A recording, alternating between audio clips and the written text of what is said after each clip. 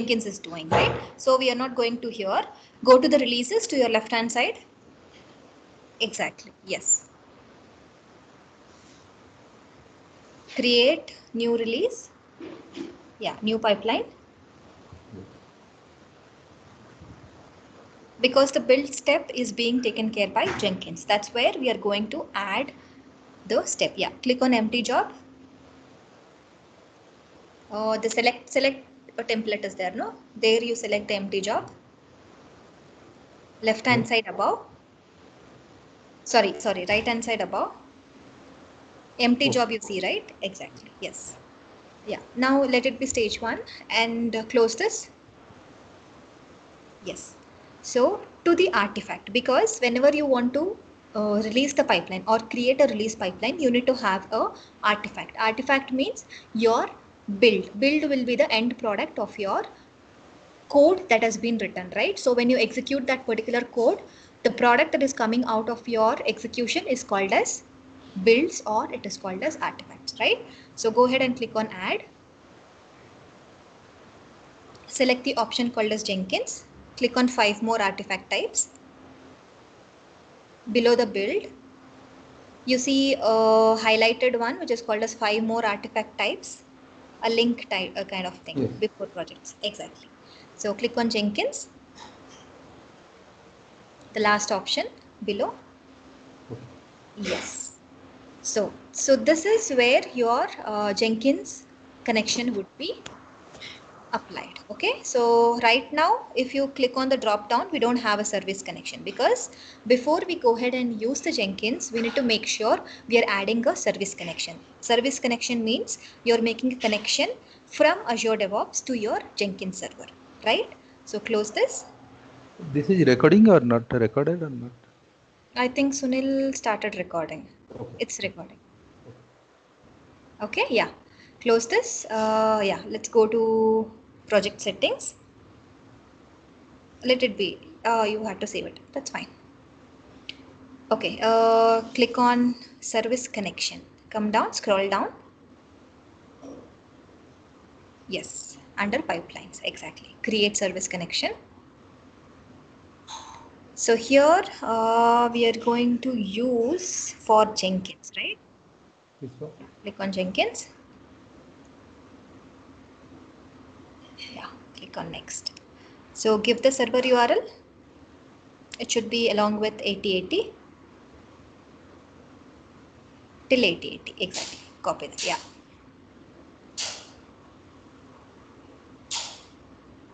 Yeah, give the username and password. It's usually admin, right? Space, Is it small letter admin?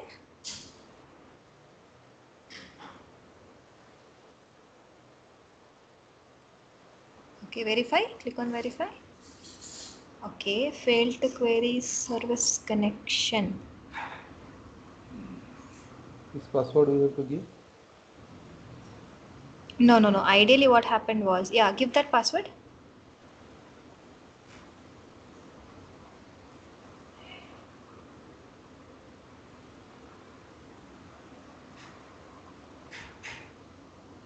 Verify. Okay. Verification is done. Service connection name, give Jenkins. This is the name that will be appearing in your release pipeline. Okay. Yeah. Verify and save. Okay. Done. Let's go back to release pipeline. It is not saved, so let's go ahead and create the release pipeline. Now go to Jenkins. No. Go to Jenkins. Project. Exactly. Left hand side pipelines. Yes. And releases. Yeah. Click on new pipeline. Now select the empty job. Let it be stage 1 and this one. Close it. Yeah, add the artifact.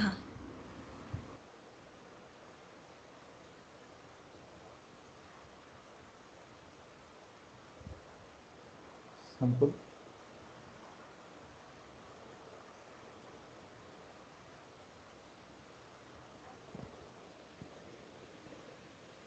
Hello?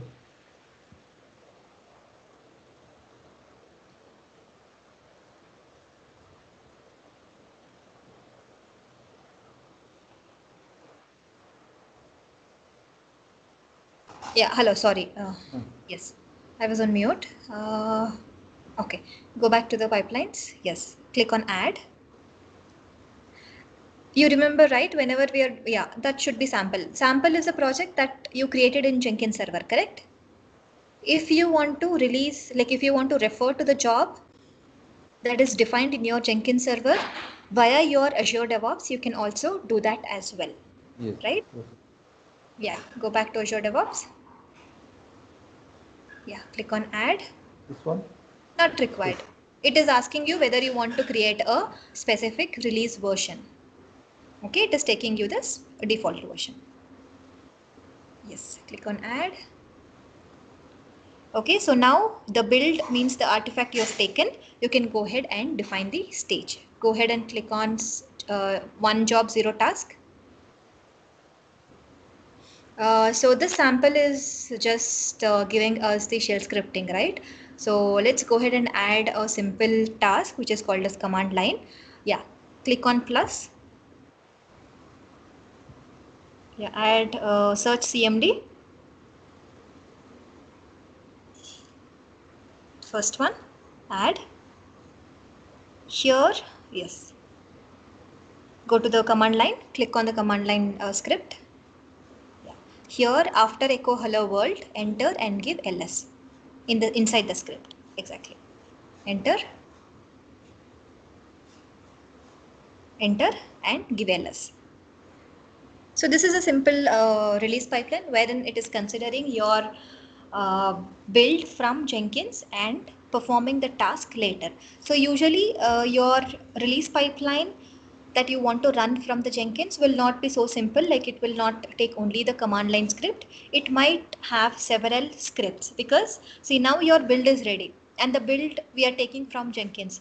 Next, after the build, what should be your task? Because release pipelines will be used to deploy your build packages into environments, right? Say for example, development environment, QA environment, and production environment, right? So your stages will be right now we are having a stage called a stage 1, but in real time scenarios your stages will be development stage, QA, and production. Okay, and then you will have to give the connection here where you're going to deploy the app. Right now we have the app build, but where you're going to deploy, whether you're going to use an app service from Azure or you're going to use a virtual machine, and inside that virtual machine you're going to deploy it. Okay, so go ahead and save it.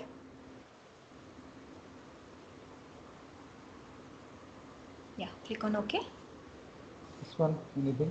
It is the folder path that is asking you. You can select the folders, but let's give the root folder where all the pipelines will be saved.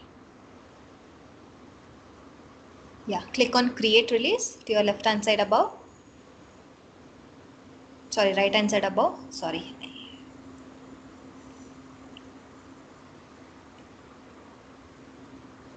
Click on stage 1. Yeah, version, click on the version. Yes. Yes, give #1. Create. Yeah, go ahead and click on that release -1.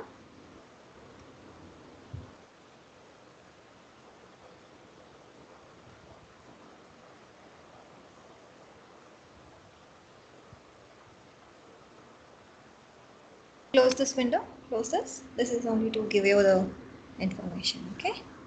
Yeah, click on not deployed. Now here in the stage 1, you're seeing not deployed, right? Go ahead and click there. In the under the stages, you see stage 1, right? In the main window itself. You see releases and stages, right? Below, yeah. Below that. Yes, deploy. Below that you see stages. Under that you see stage 1. Yeah, that is the Yes, stages. yes. Not deployed. Click there. Click on deploy. The above link is there, no? Cloud kind of thing below that. Yes. Yes. Exactly. Yeah. Click on deploy. So now your deployment is in progress, because what happens is whenever it's release pipeline is not the same thing like your build pipeline. What usually happens is when you create the release pipeline, as releases may have different stages, it will ask you to which stage I need to go ahead and deploy. Okay. So right now what we did, we downloaded the artifact. That was successful because we have the connection made from Azure DevOps to Jenkins. Then your command line script means the different tasks that you want to execute, keeping your artifact from Jenkins, has been succeeded. Okay, so this is how you can go ahead and create or integrate your Jenkins job to Azure DevOps for release pipeline. Got it? So next, let's go. From here to how we will transfer to that Azure cloud. For that, you need to add the tasks. Say, for example, let's go back. Let's go to releases. Okay, click on edit. Right side above. Go to the tasks. Yes, click there. Add, click on plus. So here add the task as app service. Type in app. Yeah, you can select for which app you are using. If you are using .NET application, you can use IIS. Otherwise, you can use Azure App Service Manager. It is down, little down. Just scroll down. Yes, Azure App Service Deploy, the second one. Okay. This is to manage your service. The below one is to deploy your service. Below that you see Azure App Service Deploy. Yes. Yes, this is the task that will help you. Should I remove this one? Swap slots also will be used whenever you want to mention which slot you will be deploying your Azure App Service for. Okay, slots means different workspaces kind. Say for example, for the same link, you can have the solution deployed for development, for testing, for UAT, right? Okay. And also if the load is more, then you you split your app service in terms of slots to serve your users based on the request. Okay, that's what your slot means. Okay, for now you can remove the swap slots.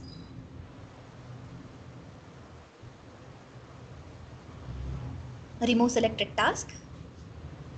Click on Azure App Service Deploy. You have to mention your Azure subscription. Okay. And the app service name also, but right now we don't have the app service name. Yeah, you can go ahead and explore this, because we will be seeing the app service creation in the next implementation, that is in your Docker integration with Azure DevOps. Okay. Yes. So now let's go ahead and move towards Docker. Okay, and Docker is a very famous tool as well, like how we have seen the other tools like Terraform, Ansible, and Jenkins as well. So Docker is also very important. I'll tell you why it is important as well. Okay, so before, whenever we were doing the deployment, like when you want your app to work, what you will do, you will ask your developers to go ahead and write the scripts in order to code it. Once they code it, then you go ahead and build that particular code, and then take that artifact and deploy this particular solution into virtual machine, right? So inside that virtual machine, before the deployment, you will make sure that you have all your dependencies in place, because as we saw in Jenkins, we had to add different plugins for different applications, right? When we saw Maven, we had to add the Maven integration plugin. When we saw C# application, we had to add the NuGet package. For Node, we had to add the Node package and the npm package as well, right? So it depends on different dependencies in order for your applications to run. So that was the usual mechanism where we used to see the virtualization, right? But when Docker came into existence, it gave the concept called as Dockerization. Okay, usually it will not be called as Dockerization, it will be called as containerization. Yes.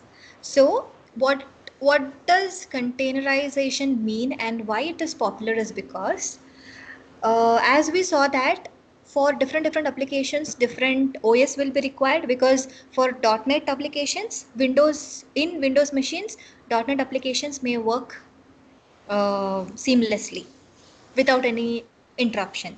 But if you're going to deploy Ubuntu based solution on your Windows server, it might not work as expected. Maybe it would have worked in your development environment, QA environment, but suddenly when you go ahead and deploy it, it might give you issues with the production server as well, right? So in order to avoid all those last minute conflicts or last minute errors, we have containerization in place, where we are going to install a engine called as Docker.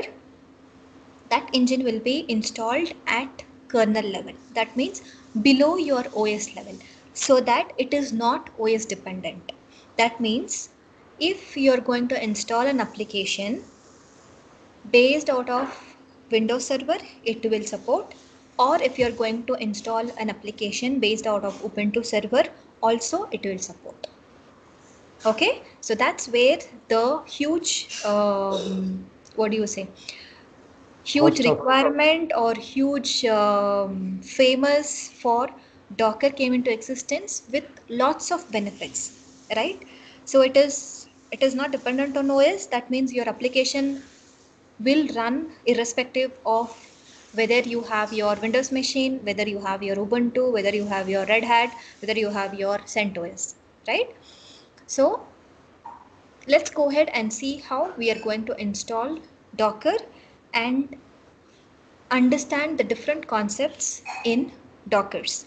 And along with this advantage, we also have the advantage of sharing the resources between the Docker applications. Usually, in terms of Docker, we don't call it as an application. Like if you want to run an application on Docker engine, we call those applications as containers. So we will be seeing in detail about the basic understanding or the basic terms that we will be using in Docker.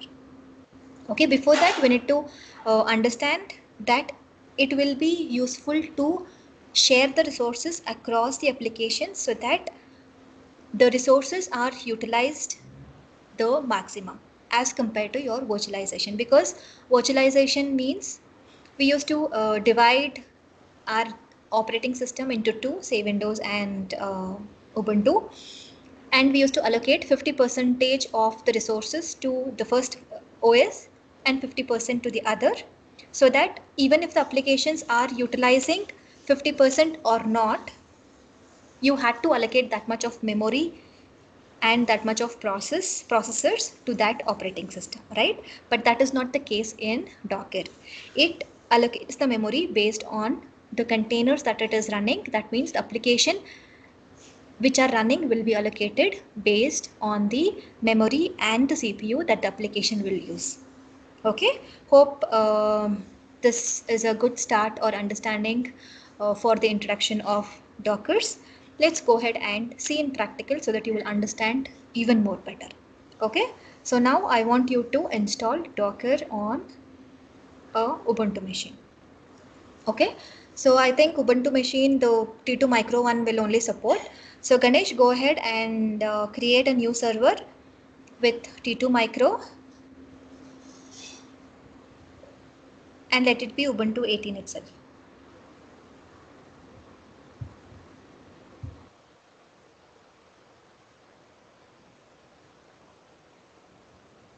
Okay. That's right, go to EC2. Yeah, go to instances. This one. Launch This one. instance. No, let's create a separate instance for that because you're going to work on Okay. this for Jenkins, right?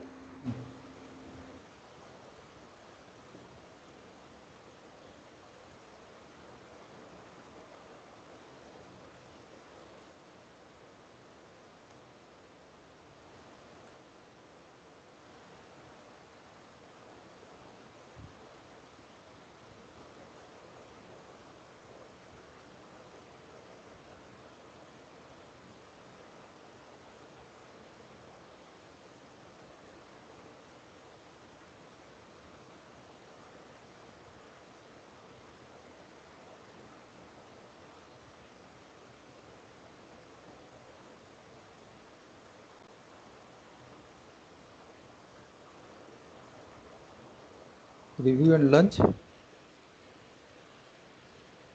Hello. Go ahead and review and launch.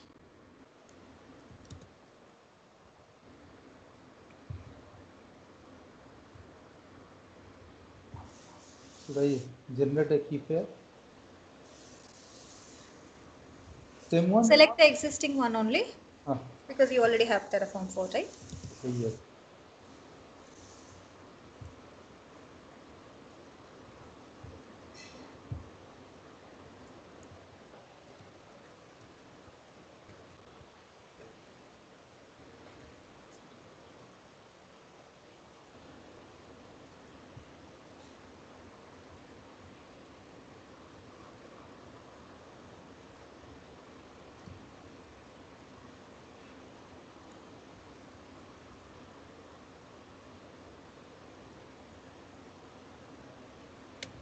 Meanwhile, you can go to the Andalike repository and open Docker. Give me Andalike repository, the GitHub link that I shared you. Okay.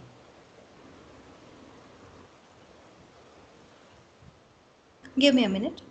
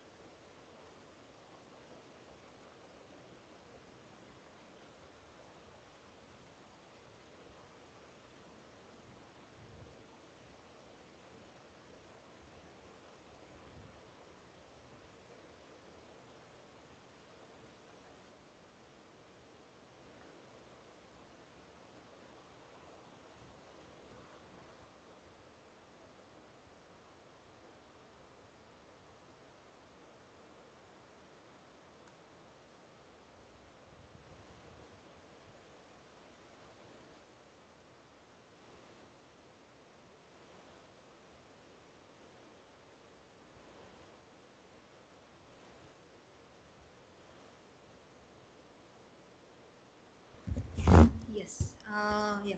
Go ahead and follow the steps to install the Docker. Before that, do a sudo apt get update.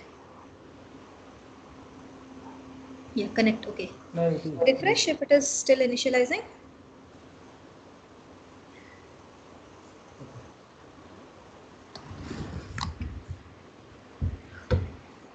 Hope all the Here, others are also doing it, right? Yeah. No, no, this is the Jenkins server, right? Close this. Ramesh, you're also following, right? Let me know if you have any issues. Yeah, I'm following. Yeah.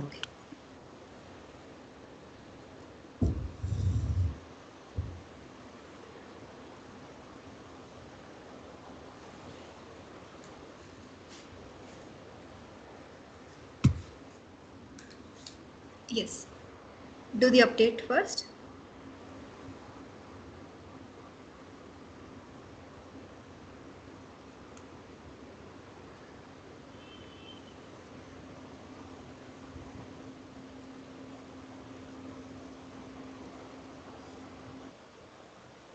Yeah.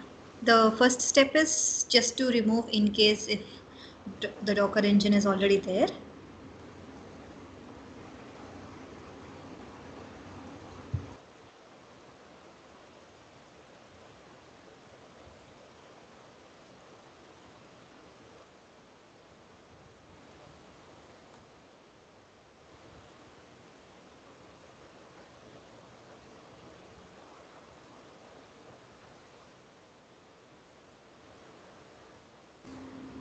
Yes.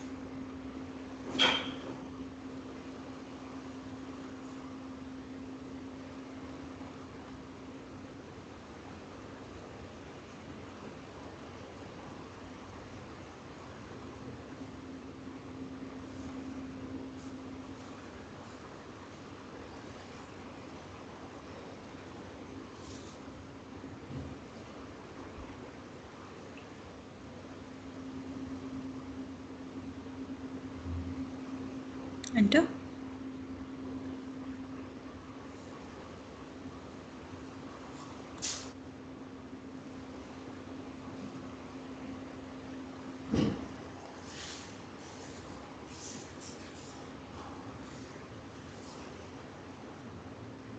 No. What happened? Why it is giving you that cursor? Oh, sorry, sorry.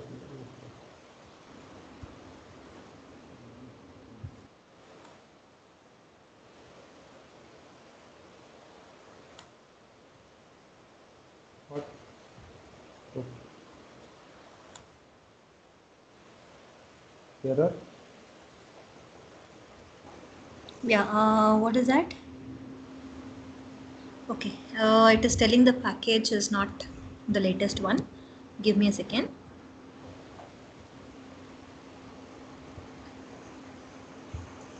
I'll give you one more.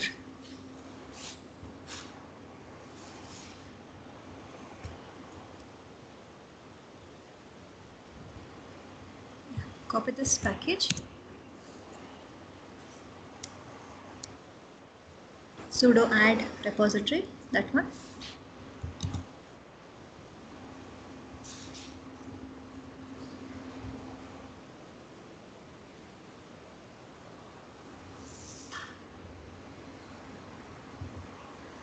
Okay.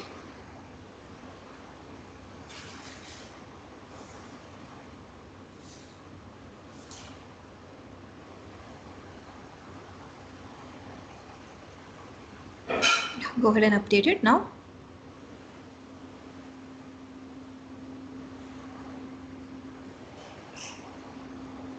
Yeah. Install the Docker CE.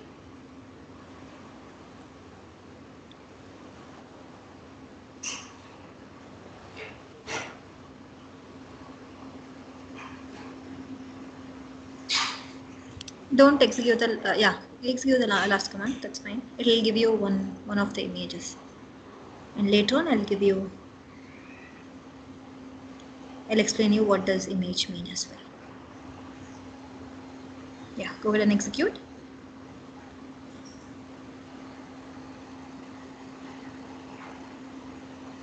Okay. So it is giving you hello from Docker, right? So this was the message, and the other messages that was present in your hello world image. That's the reason it is giving you. Okay, so now the Docker is installed. If you want to see check the Docker version, you can give Docker space hyphen hyphen version.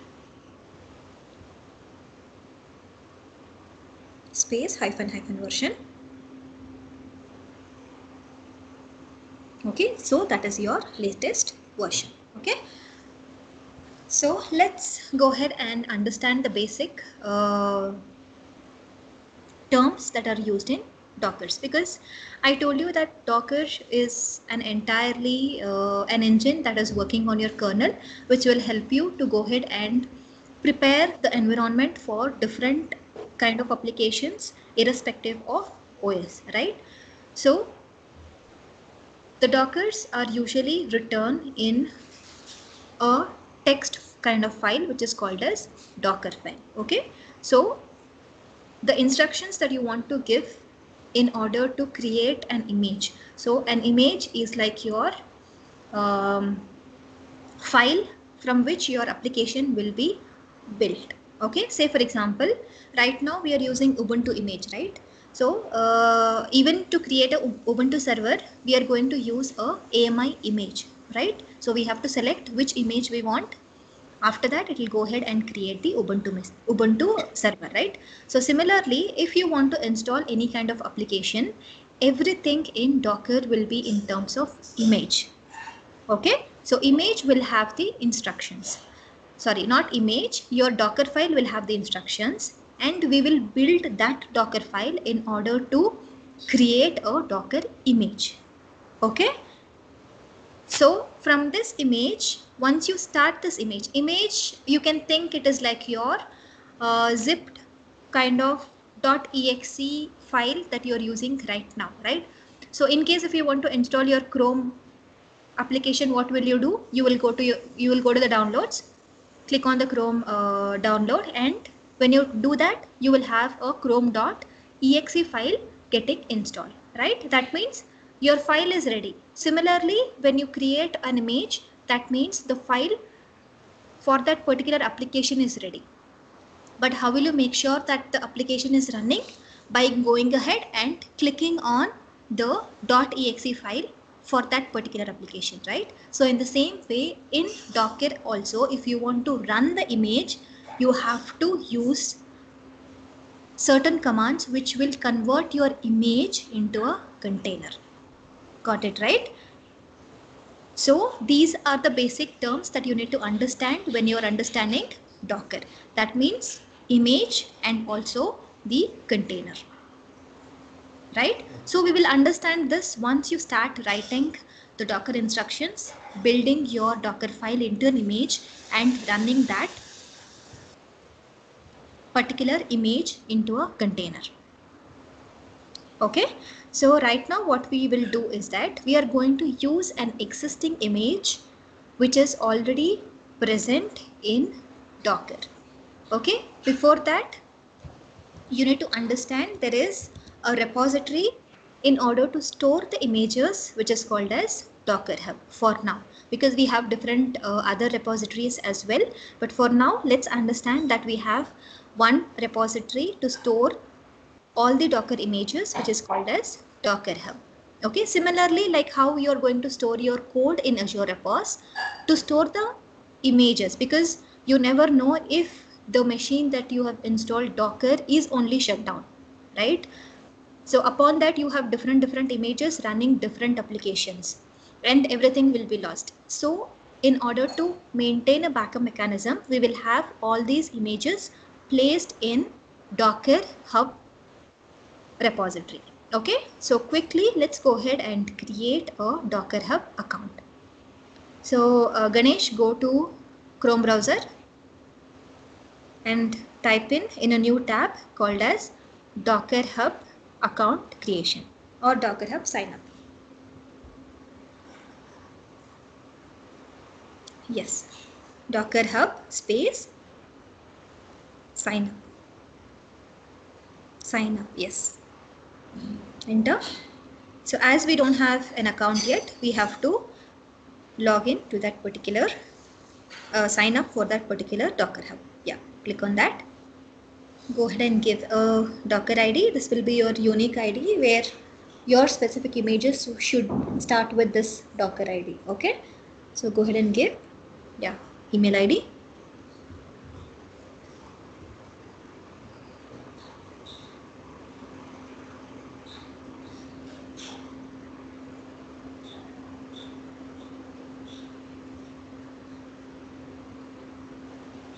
Click on I'm not a robot.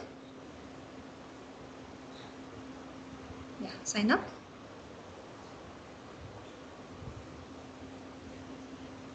Okay, so click on free, the Docker Hub plan. Yes.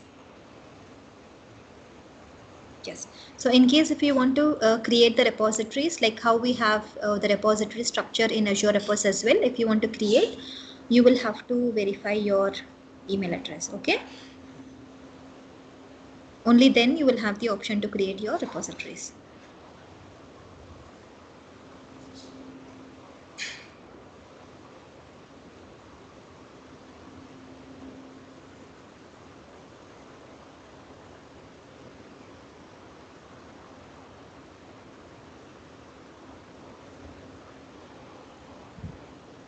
Yes. So now go back to Docker Hub.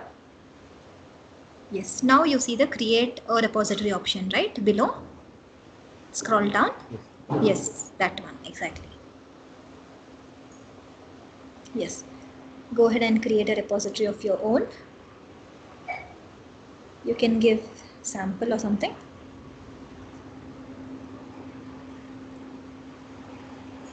You can give public or private to that. Let it be private.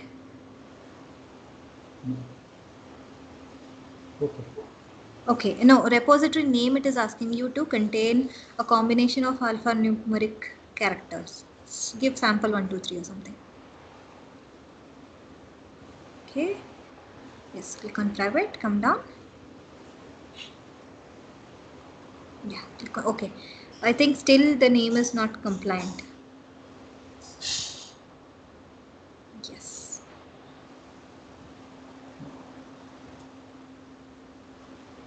Letters must be lowercase. Remove capital S, create it as small s. Yeah, come down. Click on create. Okay, so now your Docker Hub account is ready, and also you've created a sample repository as well. Now let's go ahead and see the images that are already present in Docker Hub, right? Say for example, go to the search bar and type in an image called as Hello World, which we just pulled in, right? When we were installing the Docker engine, we pulled one image which is called as Hello World, right? Yes, the image which we pulled was this one. So if you go to that particular image, it will tell you what is the command that you need to run in order to get that image. So if you see to your right hand side, it is telling you docker pull hello world. So in case if you want to make use of the existing images, you have to use pull command along with docker with the image name. That is where you are seeing docker pull hello world. Okay, and you can have the references. This is a public image, that's where you are going to see it like this. But if you're maintaining all your images to a specific repository in terms of your company's images, it will be a private repository. Okay, scroll down, it will tell you all the details with respect to the image. Yes, so what is the tags and what is the latest version of this particular image. Come down, and what will be the example output, like when we run docker run hello world, what is the output that you will be getting. Got it, right? So this is what was received when we also executed docker pull hello world, right? So these are the public images. There are many public images that we can go ahead and use, because we will be seeing all these images usage when we are actually creating our own Docker file. That means our own Docker image. Okay. So in the similar way, let's go ahead and pull one more image in your Docker server. So can we go back to the server? The putty. Okay. Yes. So here give docker space pull. Like if you want to retrieve the images from the public repository, that means from your Docker Hub, you can use docker space pull space image name. So let's go ahead and pull one more image called as Nginx. Nginx.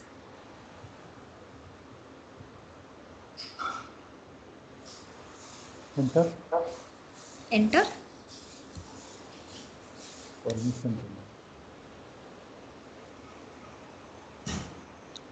What happened?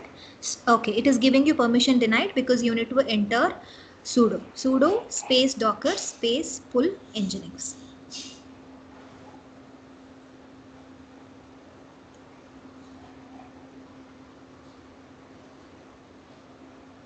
So now it is going ahead and pulling you the image for Nginx, right? So now if you want to see what all images you have, because we have already pulled Hello World and now we have pulled Nginx. If you want to see the list of images that are present in your server, give docker sudo space docker space images.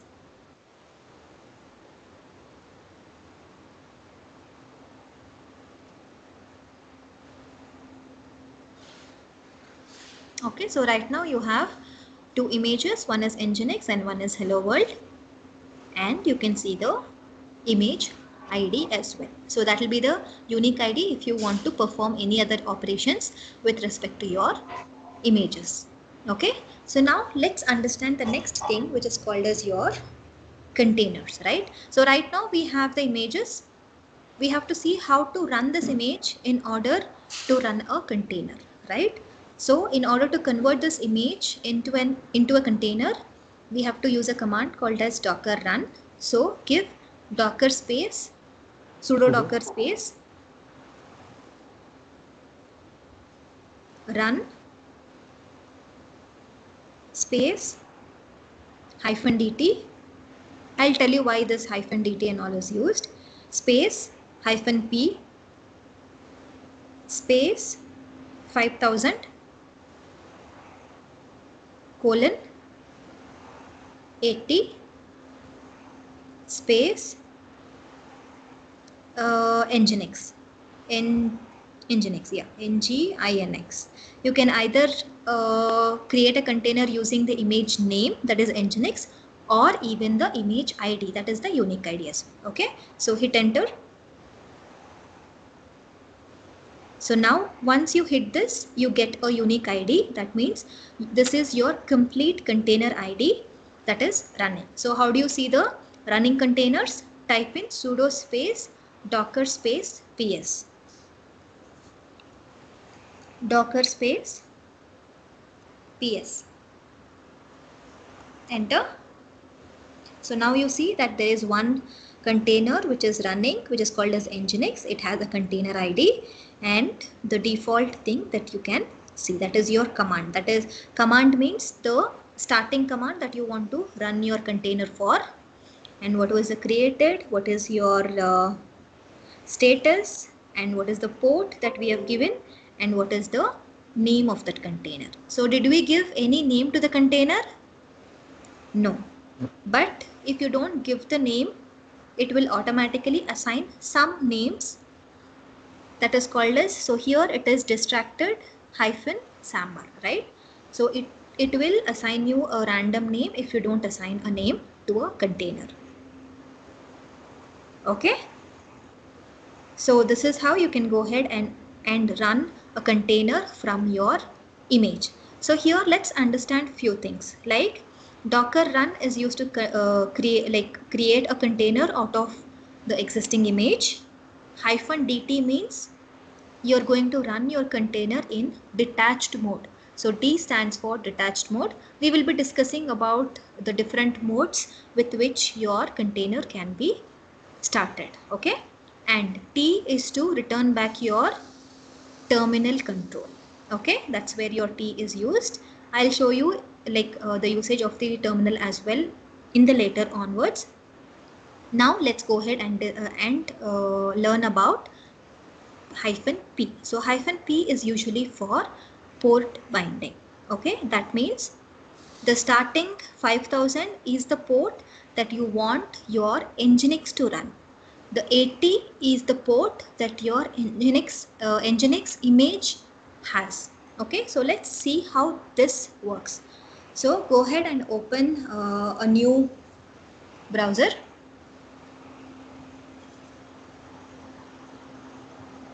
Yes, here give the public IP of your Docker machine. Oh, before that, okay, you have made all the traffic, right? Yes. Yeah, go ahead and give the public IP.